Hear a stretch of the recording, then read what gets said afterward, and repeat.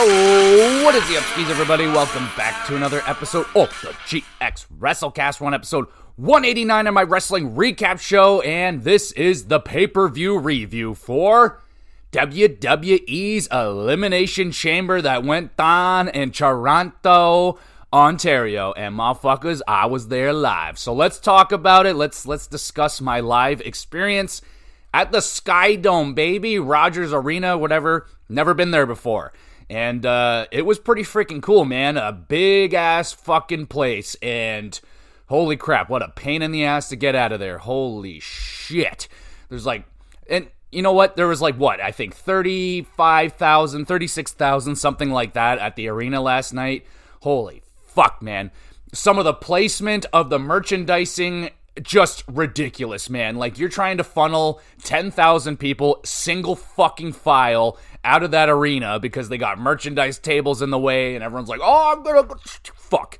Oh, my goodness. So get that shit under control. Absolutely chaotic to get out of that fucking place. And also, it was minus 4,000 fucking degrees in Canada that day. So walking downtown Toronto, it was freezing. And walking down, was it Front Street or whatever, man? There was like, it's like a fucking wind tunnel down there. So it's just fucking blowing wind on me, motherfucking crazy. It was okay, because I got mac and cheese at Boston Pizza. It made everything okay, baby. A little spicy buffalo chicken on there. So, to discuss the show, let us discuss this show in Toronto. All right, so we kick off the show with the Women's Elimination Chamber match. And I must say, it was really cool when I got in there. When I got to the arena, this was during the anthem moment, which is probably the most viral thing that I saw coming out of that show. Not The Rock, not Cody, not John Cena, but we booed the shit out of the United States national anthem. What are you going to do about it? I mean, I didn't. I wasn't even there yet. I didn't get into my seat until the Canadian anthem was starting. I sang the shit out of the Canadian anthem. Oh, hell yeah. But... it is what it do, so I guess we booed the shit out of the United States anthem. Oh well, it is what it do. But then the show starts with the Elimination Chamber, the women's variety, and I didn't even see the chamber when I got there, man. Like, they hid the chamber, like, inside the Jumbotron, or, like, the fucking...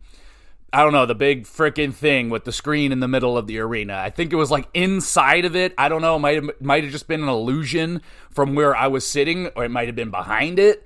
But regardless, looked really cool when the freaking cage just appeared like from within the screen. I was like, whoa, that's... because I didn't see it. I was like, oh shit, did they forget to bring the cage? Because like I don't see it up there anywhere, and then it just appeared. So that was really neat. And in terms of... the crowd, everything like that.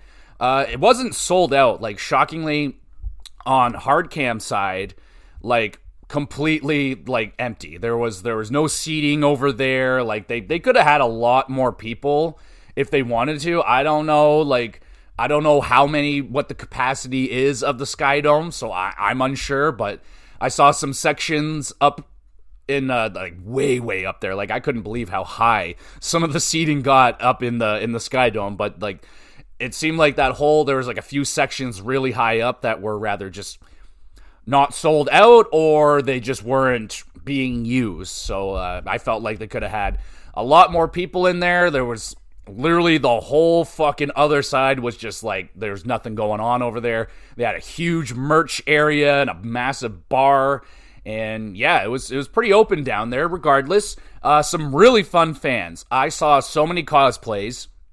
In my row, I had a guy dressed like Bret Hart, Mankind, and Stone Cold Steve Austin were there. So I'm just like, yo, that's great. The Stone Cold guy was a little bit annoying. He was trying a little bit too hard. But Mankind was fantastic. He took out the fucking Mr. Socko and had a good time. So that was cool. Great job. I also saw a lady down in the front row, or the front area. She had a whole fucking Bret Hart cosplay going on with the coat. Like, very well done. Like, looked very expensive. So that was a lot of fun. I did see one man get arrested for being rather naughty.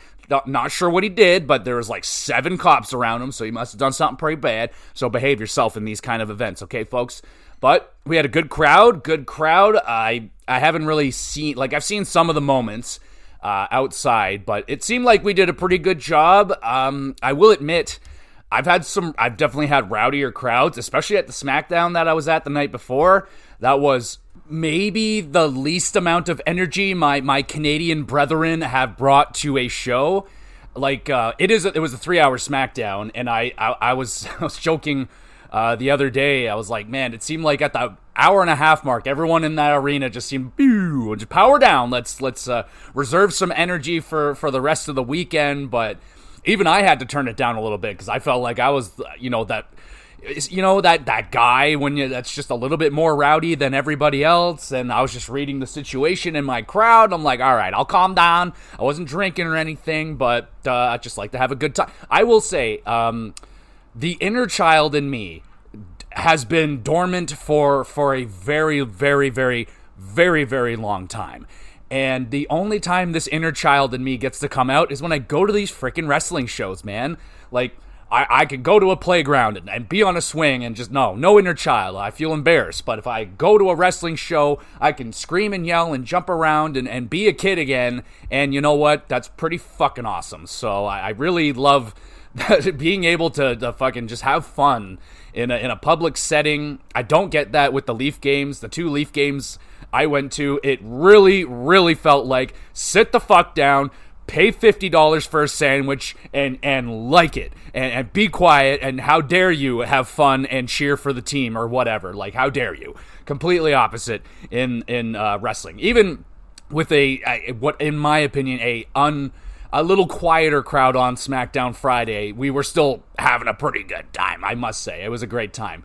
So, let us discuss this freaking pay-per-view finally. Let's get in there. Let's discuss the matches and so on and so forth. Now, granted, apologies for putting out this review so late. I was hella busy. Then I had a really bad day, and I didn't feel like recording, so I was just like, you know what? Let's just push it. I won't be doing the recap for last week. My apologies, just with all the extra travel that I was doing to and for, back and forth to Toronto. I didn't have enough time to get all the wrestling in, and fuck it. So I'll just give you a nice long review of the SmackDown and the Elimination Chamber that I went to live. We'll discuss the craziness that went down at Elimination Chamber. So I'll just kind of run over the SmackDown really quick. It was okay. I truly don't like the 3-hour SmackDown. I am very against the 3-hour show. I think it's way too long. It's just not worth it. It's not doing anything for me. I think it's just too freaking long. That is way too long. Every weekly show is as long as the pay-per-views. Like, it's just too much. And they're very inconsistent with their times. I'm so confused as to what is what now. Like, Raw, I thought was supposed to be 3 hours. It seems to be 2. NXT runs from rather an hour 15 minutes to 2 hours. It depends. And then now SmackDown all of a sudden is 3 hours, and I didn't hear shit about that. And all of a sudden now it's 3 hours. So I'm just like, the fuck is going on? It's way too long. I want 2 hours. 2 hours is plenty to get everything in there. But yes, so outside of that, it was a fun SmackDown at a good time. As always, like, even if it's like not the best show that I've seen, it's still a great time. It is still 20 times better than the Leaf games that I went to. I had a lot of fun. And I spent a lot of money. Oh my god, let's talk money right here. Holy shit. Merchandise is ridiculous, by the way. So night 1, I purchased myself the John Cena Last Time Is Now shirt. I actually got 2 of them. I got a red one on night 1. And just bullshit, by the way. Let me just throw this out here. So they were doing this unfucking believable Raptors Jey Uso collaboration shirt, and it was gorgeous. Purple with the Raptor, and it had Yeet on the it's a gorgeous shirt. Selling it one night only in one specific location in Scotiabank Arena. Go fuck yourself. The peasants up in the 300 levels where I'm at, we don't get access to that shirt. We get access to the mediocre shirts on level 300. So I'm unaware of that. I was like, well, fuck. It's already too late. I can't go back down to find the shirt. I'm going to miss the show. So I bought what I bought. Bought a John Cena shirt, and I bought my wife a Tiffy and Trishy Time shirt. Controversial choice from her. I was very surprised she picked that one, but happy wife, happy life. So I bought her the shirt. That's $110 gone right there. Boom. Forget about it. Next day, we come back. We're like, all right, we need more. So my wife takes she takes this bullet, and she took it like a champ. We got I got Jey Uso glasses. I don't even know why. They're not even like good ones. They're orange, and it's whatever. Bought it. My wife got a Elimination Chamber pin. That's $25. The glasses, $35. Every t-shirt, $50 a piece. Sweaters, like $130. They had a jersey, an Elimination Chamber jersey. That was $150. And just looking at it, the thing was paper thin. Had no like real jersey quality to it. So garbage. And then we got 2 more shirts. So I got, what did I get? I got the blue John Cena, much, much better than the red version. The blue version's it's got Canadian flags on it. It's much better. So I have 2 decisions. I'm going to frame one of the shirts, and it's a hard decision, man. Like the blue one with the Canadian, it's gorgeous. I love it. I want to wear it. But it's also, it would look great in a frame. Regardless, I'm going to put one of those sumbitches and frame it up just like I did with my Edge shirt that I got. And, yeah, dude, just holy fuck. So that was $180+ for that. Oh, also, by the way, I got so thirsty, I had to get a drink. Guess how much one bottle of motherfucking Dasani was? Go ahead, take a guess. $9 for a bottle of fucking water. God, I hate this freaking city. $20. Let me tell you something. $20 motherfucking dollars for a foot-long hot dog. I don't even know what meat is in that fucking hot dog. You make me pay $20 for that? I could buy 7 packs of hot dogs at the grocery. Doesn't matter. My wife snuck in a bunch of snacks. They were so lackadaisical on security, I must admit, man. I didn't even realize I went through security. Like, I was like, oh, I went through it, and like no one checked me. I could have brought a fucking spear in there. I could have brought a fucking nuclear device, and they would have been like, have a great night, sir. Regardless, come prepared. If you're going to spend money at that place, everything is outrageous, and it makes me upset, man. I was actually talking to a guy on the train on the way back home, and I was like, man, like I listen to a lot of podcasts, and they are talking about, in Utah, they got like everything is $2 to $3 over there, $2 drinks, $3 hot dog. Like, why? I mean, I know why, because fucking we're idiots and we'll just pay for it, but yeah, gross, man. Really, really gross. Regardless, had a great time at SmackDown. Let us finally get to Elimination Chamber. My apologies. I am just all over the map. So we start the show with the Elimination Chamber, of course. So within the chamber, you got Bayley, Alexa Bliss, Naomi, Bianca Belair, Liv Morgan, and NXT's Roxanne Perez. Now, going into this one, I was really cheering for Roxanne. Like, I don't know, man. I think NXT is my shit, man. NXT really kind of got me back into it. The Golden Black brand, fucking Johnny Gargano and Ciampa, like that rivalry, all that shit, man. So, I don't know. I bleed fucking gold and black, goddammit, but I'm always rooting for my NXTs when they come up and they have an opportunity to show everybody what's up, because not everybody watches NXT, and they're always like, who is this? And I'm just like, dog, you are in for a motherfucking treat. So, cheering for Roxanne, going into it, I felt that, honestly, I felt Naomi could win this. I felt like pretty much any woman in this match, maybe aside from Bayley, I felt has a great chance to win this one. I mean, Alexa Bliss coming back really cool. She got a good ovation. She's like, I'm fine with her. I've moved on to Liv Morgan, you know what I'm saying? Like, she's my blonde. I just can't get enough of Liv Morgan. And so we got to talk about this Naomi situation. So Jade Cargill comes back. She shows up. Everyone's going crazy. In the crowd, a lot of us were kind of speculating that Becky Lynch might be coming back. And so anyway, Jade Cargill comes down. We're like, holy fucking shit. She enters the chamber. She's not in it, but she just enters it. And she's staring at Liv Morgan. Liv Morgan and Naomi are in the ring. And Liv Morgan's like, please don't hurt me. And Jade's like, I got you, family. She goes right after Naomi. And I was like, what the fucking fuck is going on?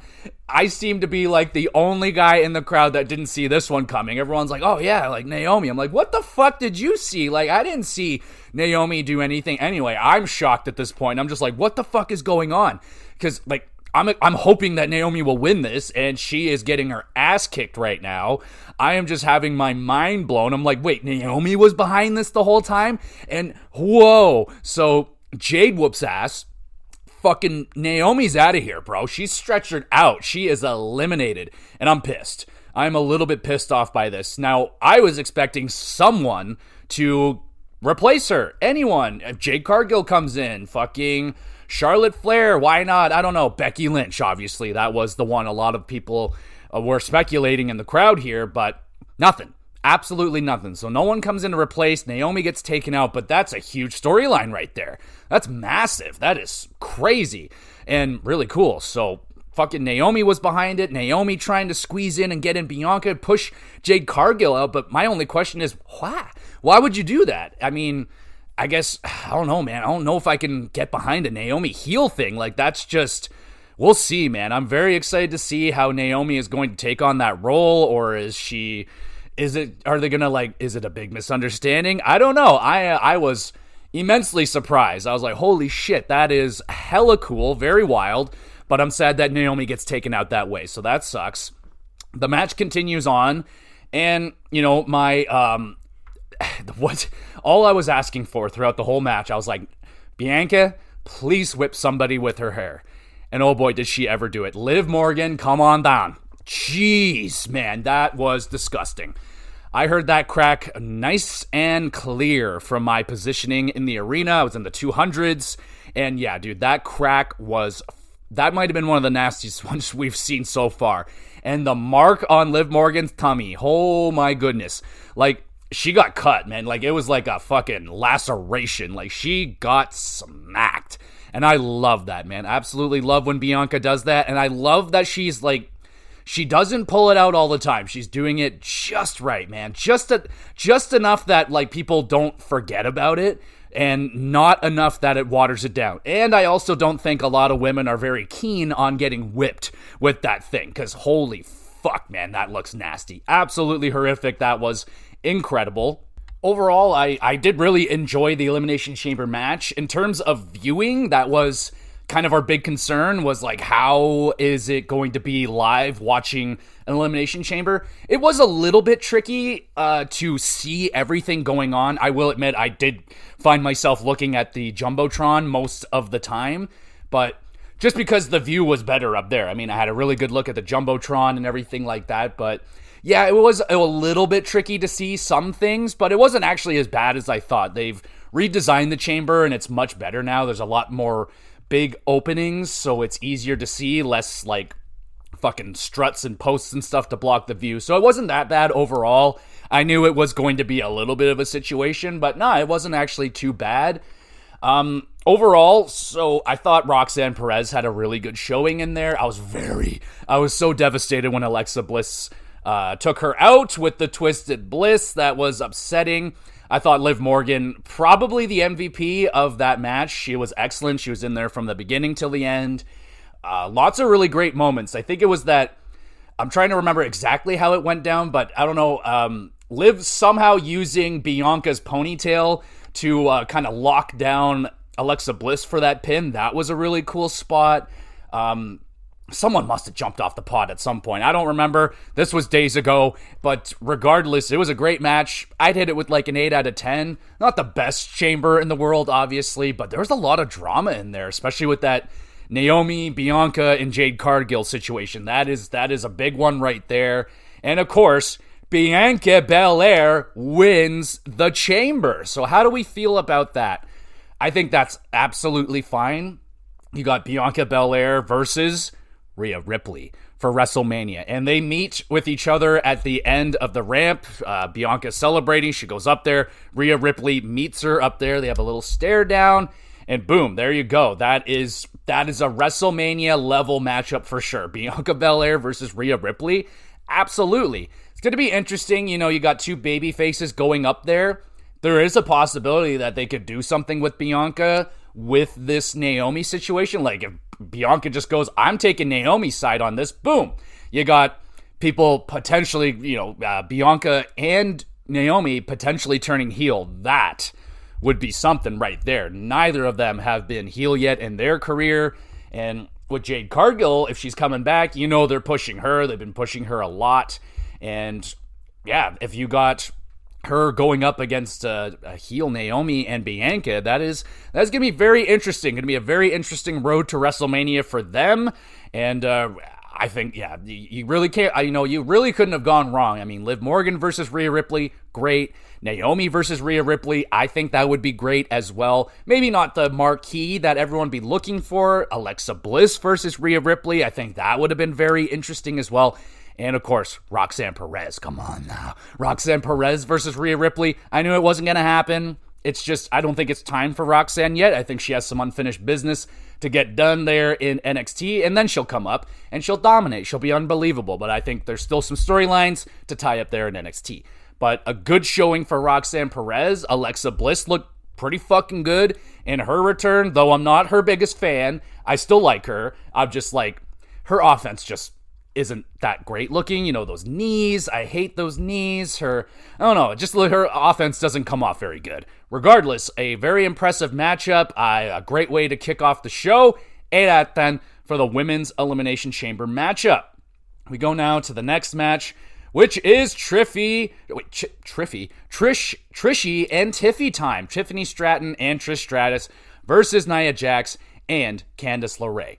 So we got a visit from Trish on SmackDown on Friday night, and her and Tiffy coming out in Toronto Maple Leaf jerseys with their names on it, and they're like, oh, who wants it? We're gonna give it to somebody. And of course they fucking They were, I swear, I'm pretty sure Trish had her family in the front row and she threw it right to them. Both the jerseys went to like the same freaking group of people. Unfair, man. So uncool. Like, why can't, I know you got an arm, Tiffy. You can throw it up to the 300s. I'm up there, bro. I'm hungry. I want that jersey.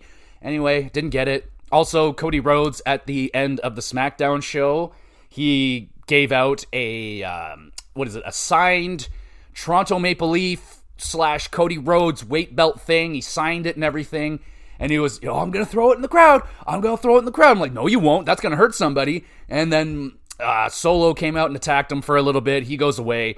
And then Cody brought in a young fan into the ring, gave him the belt personally. Fucking very, very nice moment. That was off air after SmackDown. But very nice moment right there. I would have loved to have been that little kid get brought into the ring. But hey, I'm not a kid, and I wasn't in the front row, so that's that. So we get to this match. There was a good ovation for Trish Stratus. I felt like we gave her a way bigger ovation last time she was in Toronto. This time around, I don't know. I think it's just the fact that it was a tag team match. I had zero hype for this match, not gonna lie, and it pretty much went down as expected. It was just kind of a fucking tag match, man. It was very forgettable. It wasn't bad or anything. I don't like tag team matches that, have nothing to do with the tag team championships. It's just a gimmick tag team match. Like, oh, cool, we're going to see Tiffy and Trishie, kind of like the new modernized Trish Stratus and Tiffany Stratton. And oh, yeah, it's really cool. It was a cool moment, yes, of course, to see Tiffy and Trishie working together. Tiffany Stratton and Trish win. It was fine. Tiffy was, really the only one kind of getting a lot done here. Candice was invisible. I barely even noticed she existed in that match. Nia Jax was Nia Jax. They mess up the finish.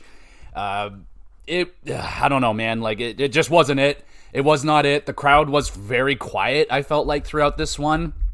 And I'm just hearing it from, I went with a couple of friends from work as well, and he rewatched some of the broadcast, and he said that the crowd sounds did not sound accurate to what we were hearing in the arena. So he's suggesting that they added in some crowd noise into the pay-per-view. It edited in some crowd noise or something like that, which is very normal. They've done that all the time. You've heard about the hairdryer pop on SmackDown back in the day. It was the same crowd pop, all the just, it's just anyway, so if you know, you know, but yeah, apparently, I don't know, I haven't been able to go back and rewatch. I've seen some clips, but I haven't gone back and actually rewatched the broadcast.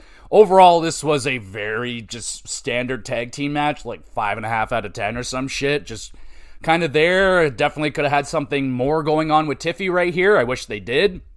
You know, in a perfect world, it would have been great if we had Tiffany Stratton versus Trish Stratus for the championship. And I really hope, you know, I love Trish Stratus. She looked good in this match, physically and performative, looking very good. I wish she would come back, man. You know, when she had that little run like a year ago, whatever, I thought she was sensational. I thought she was just awesome. She still has so much left in the tank, in my opinion. I wish she would come back full time and have another really good run, man. Like, really solidify yourself as one of the best of all time, because she is. And I want her to, I think she's still got it. And there's just so much she can do with the talent that she has on this roster now. Like, not to be rude, but there wasn't anywhere near the amount of talent in the women's division back when Trish was running amok. I mean, it's Lita, Victoria, and Molly Holly. Like, what else is down there? Like, there weren't a lot of options. So I would just love to see her go up against Rhea Ripley and fucking Tiffy and Roxanne. Like, all these young women would just, it'd be amazing. Be absolutely sensational. But the match was hella boring. Or just standard. Now we get to the real shit, bro. Unsanctioned match, Kevin Owens versus Sami Zayn. Oh, buddy. This was some shit right here. So, gonna try and go off memory as best as I can. They went out into the crowd, of course. That was great. But I don't know. The feeling of this match was great. Like, that stare down at the beginning was just, man, just giving me goosebumps and got the chills. You just know you're in for something crazy right here, and they delivered, man. They absolutely delivered. Kevin and Sami. This match was awesome. Fighting out into the crowd, I mean, and Sami, man. Sami taking all the table bumps. Like, the double stacked table. Holy shit, man. That was fucking wild. And I couldn't believe he got the Fisherman Buster also through the table. I was like, damn, like, Sami taking all the table bumps right there. That was awesome. The matchup, it's funny, they even had the referee come out in just like a regular black t-shirt just to show how unsanctioned it is. It's like, he's so edgy, black shirt, watch out. And they had like special lighting for this match as well. Like, they dimmed down the lights and they just kind of had like a spotlight basically on these guys. It was very cool, very just a different atmosphere for this match. It was very well done. So many big bumps, man. So many big bumps. The table bumps. Sami also got fucking brain-bustered through a chair. Like, fuck, man. Just absolutely ridiculous. Then the fucking barbed wire chair gets in there. Oh, man. When Kevin got drop toe hold, he goes face freaking first into the barbed wire. I was like, dude, his whole face is going to be just lacerated. I don't know how he wasn't bleeding. Like, he connected so hard with that barbed wire chair. I could not fucking believe he wasn't just ripped apart. And then he takes a blue thunder bomb into the chairs. It's just unfreaking believable. And then Owen starts doing the old school power bombs onto the apron. He does like 2 or 3 of them or something. And that's all she wrote, man. Kevin rolls in. Sami pins him. And that is it. And that was a damn near 30-minute fucking just brawl, man. That was awesome. Crowd, we were going fucking crazy. Fucking the big table spots were amazing. We were loving, like, our section went nuts when they stacked that table on top of the other table. Like, oh my god, that's so crazy. I wanted some fire. Would have loved some fire. Would have gone a long way for me. I'm a fire guy. But hey, no fire. That's okay. Sensational matchup. 9 out of 10. 9 out of 10. That was fucking awesome. That was my favorite match of the night. It delivered. You know, I love both these men. I was wearing a Kevin Owens shirt Friday night. They don't sell Sami Zayn shirts, man. They just don't. The only place I've ever seen them is online. I'm shocked. There was tons of Kevin Owens shirts. Some really nice ones, actually.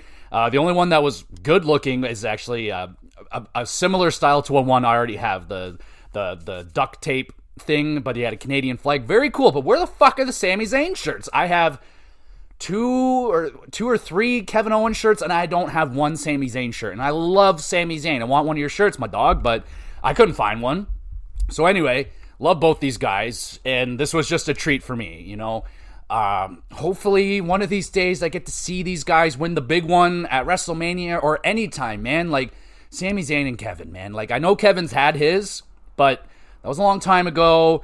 And, you know, I think Kevin is not only, he's way past due for another chance at the big one. But right now, just the way where the company is, like with Cody Rhodes, like that's just, it's just not going to happen. So they got to get it off of Gunther somehow. But man, what a match. What a fucking match. That was awesome. 9 out of 10. Wow. Goodness gracious. And it's not even over. It's not even over. Of course, Kevin is not done. He starts to, he comes back and he pulls off the protective padding, and he is going to do a pile driver onto the concrete, and here he comes. It's Randy fucking Orton, baby. We explode. My wife explodes out of her chair. She's a huge Randy Orton fan, and holy fuck. We're singing the song, I hear voices in my head. Oh my goodness. And Randy goes on an RKO spree. He's RKOing security left and right. It's fucking awesome. We're in a frenzy. And hell yeah, man, that was awesome. Huge ovation for Randy. Big fun return. And where do we go now from Randy? We are like a month out from WrestleMania. So what are they going to do? Are they going to have Randy and Kevin go at it? Because more than likely, Sammy... Man, I hope he doesn't miss WrestleMania. That would be devastating. But I don't know what they're going to do here. Hopefully Sammy will be okay and they're not writing him off to miss WrestleMania. That would suck. But looks like we're going for a Kevin Owens, Randy Orton situation, which, again, man, like that is a huge matchup. That's a great matchup on paper. This WrestleMania is... Whew, it's looking like it's going to be a special one here. So holy crap. So that'll be fun. Then we get like a little bit of a downtime here. Apparently Drake was there. I didn't notice that Drake was there, but he was. I'm a little bit surprised. Isn't he like on the run or something? Anyway, so he was there along with some other fucking celebrities, I guess, that I don't really know of. Some sort of NFL player, I think, was there as well. Little Yachty, you know, he was there and doing stuff. Logan Paul, let's take a minute. Come over here. What the fuck? What the fuck, Logan? God damn it, you fucking piece of shit. He got me so bad Friday night with that fake John Cena thing. That was mean. I exploded. Along with everybody else, I imagine. We fucking went crazy for that. Then that fucking piece of shit came out. I had to give him props, bro. I was like, that was a good one. You got me good right there, Logan, you son of a bitch. All right, we are now ready for the men's Elimination Chamber matchup, and I will shout out there was a moment with pretty much everybody, like when Logan came out and faked us out with the John Cena thing. That interaction with Drew, you know, cross-legged on the announce table, Damian Priest coming out and chirping, Seth Rollins and Punk, all of them coming out.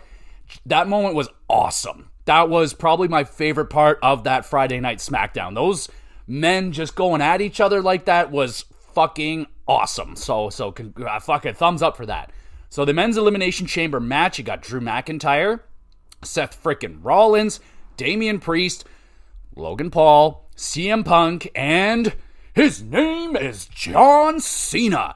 Everybody going crazy for John Cena. Now, I was 100% John Cena winning this match. No one's moving me off it. Though, the homie Sean was really throwing some fun conspiracy theories into my ear. You know, if he's throwing Drew McIntyre can win, I'm listening, bro. I was like, I would love to see Drew McIntyre win, but it's not going to happen, bro. And in classic Drew McIntyre fashion, he gets absolutely fucked over in this matchup again. So how did that go out? Priest did a roll-up of death while hooking Drew's arms for the pinfall. Drew kicked out right after the 3 count, so it's super close, but Damian Priest steals that one away. So they could potentially be setting up a Damian Priest-Drew McIntyre matchup for WrestleMania. Again, that's a good matchup. I want more for Drew McIntyre. I would love for him to be in the main event, winning championships and all that great stuff, but he versus Damian Priest, sure, that's going to be a good match right there. That should be a really good match. And to put a cherry on top of that, Logan Paul ends up eliminating Damian Priest because Drew McIntyre was pissed and he hit him with a Claymore before he leaves. And then Logan does the big frog splash off of the pod. I knew he was going to do it. And dude, he nailed that shit. Like, it did look a little snug on Damian, but yo, Logan, I knew he was going to get the big pod spot. And there you go. So he nails that. Very well done. I thought Logan was good, man. Every time, like, he's an impressive athlete, man. Like, when he just did, like, a straight-up backflip, I was like, damn, son. Like, I just didn't really think about him doing that. But the coup de grace, what this whole thing was about, was the storyline of CM Punk, John Cena, and Seth Rollins. Who's taking this home? Who is going to be the guy? We know that Seth and Punk have been beefing hard, man. They've been beefing hard. Seth very unhappy that Punk is back in the WWE, and he's basically planted that I fucking hate you CM Punk flag since he came back, and I'm all about that. Absolutely love it. Me too, bro. Anyway, and then Punk, he's doing really good work. He was shitting on Cena a little bit for not having to actually qualify for the Chamber, so there's a little bit of beef there, but then obviously it's the Punk's chase for that WrestleMania main event that has eluded him his whole entire career. And he's starting to lose it, man, to get this. So when Cena finally comes in, holy fuck, is it ever crazy. He comes in, he's hitting fucking FUs. F you to that guy. He's got a STFU locked in. We're going fucking crazy. And then Cena gets hit with, what did he get hit with? I think he got hit with like a pedigree or something. He was down in the corner for like 8 minutes. He's just, I'm done. I'm out. So tired. Absolutely just exhausted. And then it comes down to the 3 men, and it's Punk and Cena working together. We get a GTS FU combination. Boom. Seth Rollins is out of there. And we come down to John Cena versus CM Punk. And crowd's going wild, man. Like, this is awesome. Going crazy just to see these two guys face to face in the ring again at this moment in their careers. Pretty freaking wild. You tell me this 6 years ago, we're going to see John Cena and CM Punk in the finals of the 2025 Elimination Chamber. I shit my pants a little bit. So they go off, man. Like, they're hitting FUs, kicking out, GTS kicking out, back and forth. And then Cena finally gets in the STFU. He locks it in good for once. And CM Punk passes out. John freaking Cena wins the Elimination Chamber match. And he is going to WrestleMania. Maybe? We'll see. But that was a lot of fun, man. That was an excellent Chamber matchup. Great story told. I'm devastated about Drew McIntyre. Like, that's my boy. And my boy's been getting done dirty hard for like a while now. How many times now has Drew McIntyre gotten screwed over? And it hurts, man. It hurts. I hope he gets his day. Like, he's taking this, on the chin happily, I hope, or whatever. And they better have some big things planned for fucking Drew McIntyre, man. Like, that guy, he needs to win a championship in front of fans again. Like, that was just so not fair for him. And I want everything for you, Drew. You're the man. You're the homie. But for now, looks like we're going to have a detour with Damian Priest. And whoever comes out of that, hopefully Drew, will hopefully get back into the title picture again. But, John Cena, man. My goodness, that guy. He was looking pretty good. I mean, yeah, some people making fun of his body. And I'm like, whatever, man. Like, he's leaning out a little bit. Like, yeah, he's not as big as he used to be. He doesn't need to be that big anymore. Like, look at Batista. Batista lost a bunch of muscle because he doesn't need to be 350 pounds of muscle. Like, I could be 280 pounds of muscle. That's still plenty of muscle. But Cena, looking good, man. Doing the things. Getting that combo off. You can't see me. I liked it. I had a ton of fun. I was rooting for Cena the whole way. We all were. I don't care what you gotta say. We were all rooting for Cena. And we get the big celebration, big pyro going off for John Cena. And then Cody Rhodes makes his entrance, because it is now time for Cody to decide, will he sell his soul to The Rock or no? Or just no. Just straight up no. So we get the big Cody entrance, then we get The Rock.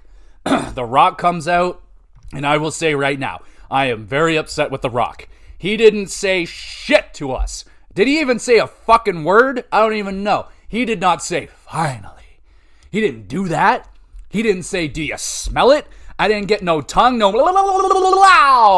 the fuck? Oh, devastated, but hey, it was still a fun entrance. Still really cool to see The Rock live. Like, that guy is huge. And we are then treated to argue like history was. I was there for fucking history, y'all. I can't believe this shit happened, and I was there. Cody Rhodes. Not only did he drop one of the greatest F-bombs in WWE history, that was, Rock, go fuck yourself. We exploded. I have rewatched that clip about 30 times now. That is one of the most satisfying F-bombs dropped in the history of the WWE. It does not stop there. We are then treated to arguably one of the greatest cinematic moments in WWE history. Cody says no. John Cena's there going nuts. He's like, fuck yeah, man. Fuck Rock. Fuck all that. Yeah, you the man. Cody is the people's champion. Aw, yeah. And then we get a hug. John Cena hugs Cody Rhodes. And then we get that look. The Rock eye contact with John. John Cena's smile turns into that look. That look was unbelievable. That dead fucking stare, that dead look in John's face, and then he takes Cody to Dick Kick City, man. Rock does the fucking, you're dead, he fucking slits the throat. Oh my goodness. John Cena is working with The Rock. John Cena sold his soul to The Rock. He kicks Cody in the dick. Kids in the arena are freaking out. Oh my God, my hero. Kids are crying. It's fucking chaos. I am stunned. Everyone around me is stunned at what we are seeing. John Cena has turned heel for the first time. And you know what? Someone made a very good point to me the other day. Not even a big wrestling fan, but he was like, wasn't John Cena a heel when he was like the rapper? I'm like, you know what? You're kind of right there. You're kind of right. People didn't like John Cena back then. Like, even though he was trying to be a babyface, they booed him like a heel. And they kind of treated him like a heel. But I know he wasn't technically a heel. He ended up kind of just becoming, he was kind of a, I don't know, the rap thing. The rap thing saved him. But regardless, interesting. But this is the first time Cena has straight up turned heel like this. And wow. I mean, holy shit. I can't believe I saw this. I can't believe I was there. Oh, what the fuck, man? So that was absolutely insane. There was a guy sitting beside us. He missed the whole thing. He like right when the chamber ended, he was like, I'm going to go beat traffic. Missed history, motherfucker. You missed history. What is wrong with you? Don't do that.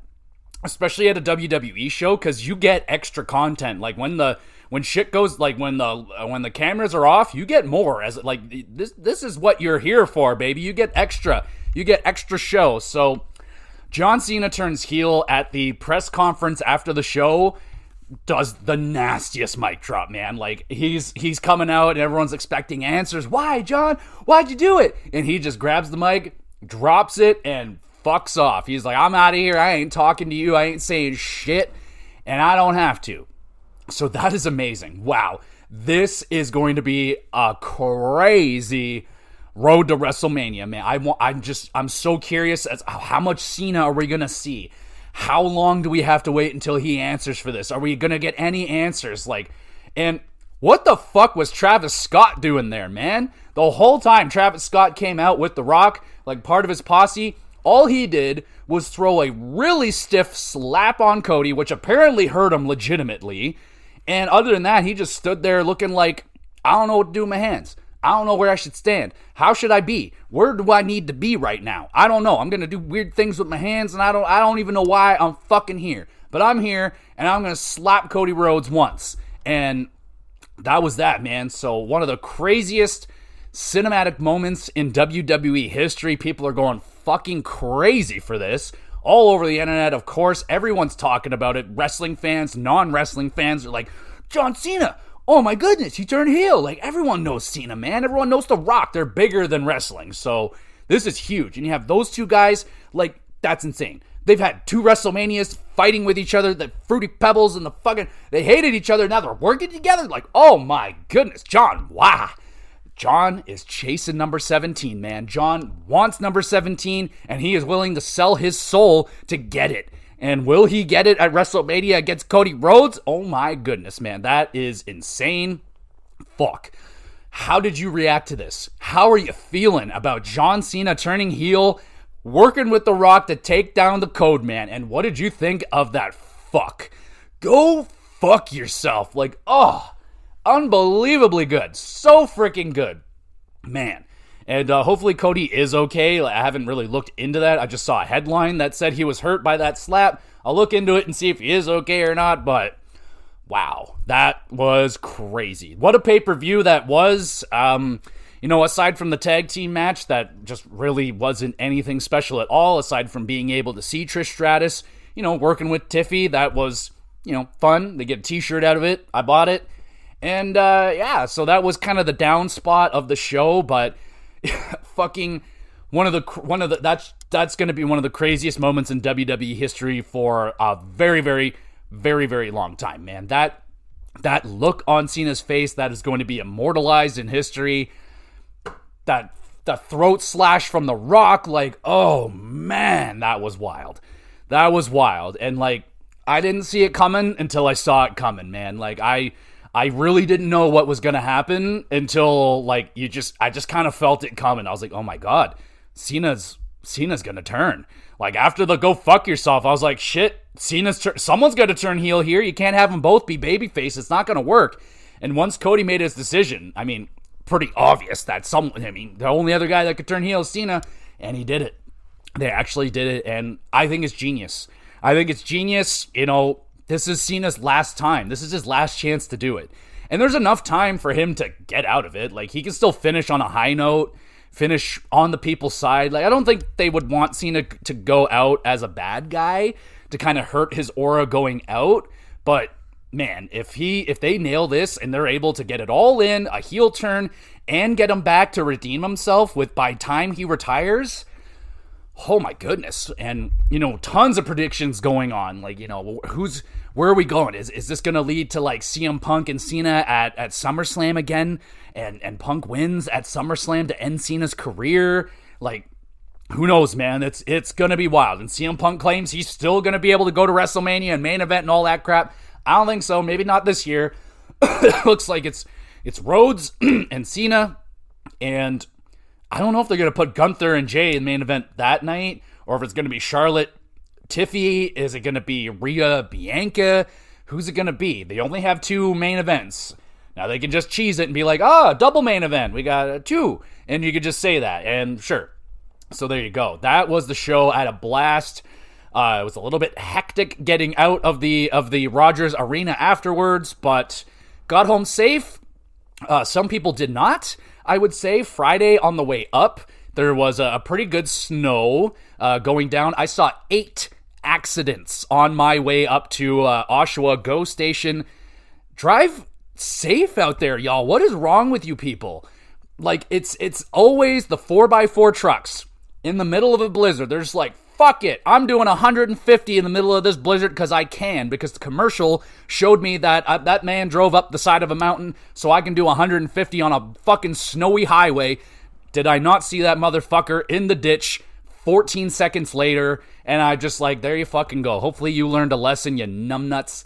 And yeah, folks, be careful out there, okay? It's just slow down. Like, I even had to be like, all right,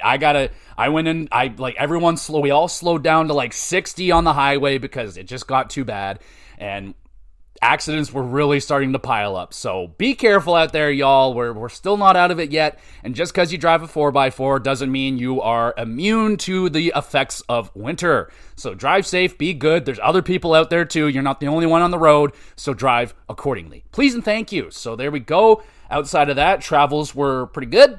I mean, I don't like being stuffed into a car and then stuffed into a little train and then get stuffed into a little seat. And I swear to God, every time I go to one of these shows, the person next to me is 3 times the size of me and they take half my fucking seat. So, if you happen to be someone of that size, please buy 2 seats and have some sort of respect for the people beside you. And take a shower. For the love of God, take a shower. If you are a stinky guy, please take a shower. Don't do that to people. Don't be that person. Don't be the stinky guy. Be the nice, great person. Actually, we did pretty well. We did pretty well with the people. I was just squeezed in for 3.5 hours with a guy that was way too large to be in that arena. Regardless, great time at the Elimination Chamber. I'd hit it with, man, that was a hell of a moment.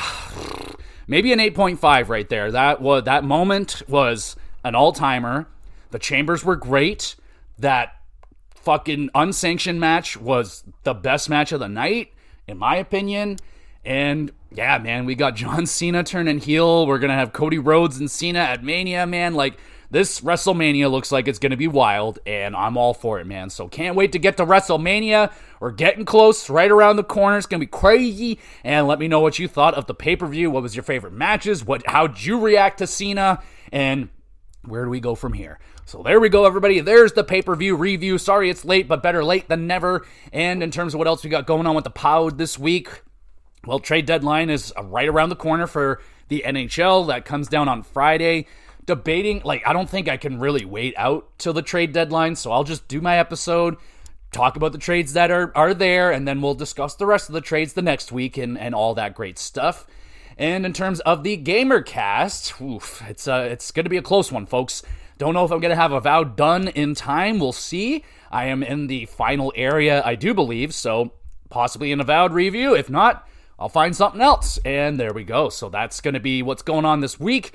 And I upload all of these episodes to the YouTube channel, GX Videos. Go over there, subscribe, and all that great stuff. Love for y'all to drop a comment, ask a question. I'll answer it live on the podcast. Anything about wrestling, video games, or hacky would be preferred. There's an email address and a Twitter page if you're interested. All the links are in the description. And of course, make sure you review the podcast, please. And thank you. Share it around with a few thousand of your friends and enemies. And of course, we'll be back again with some more GXWrestleCast.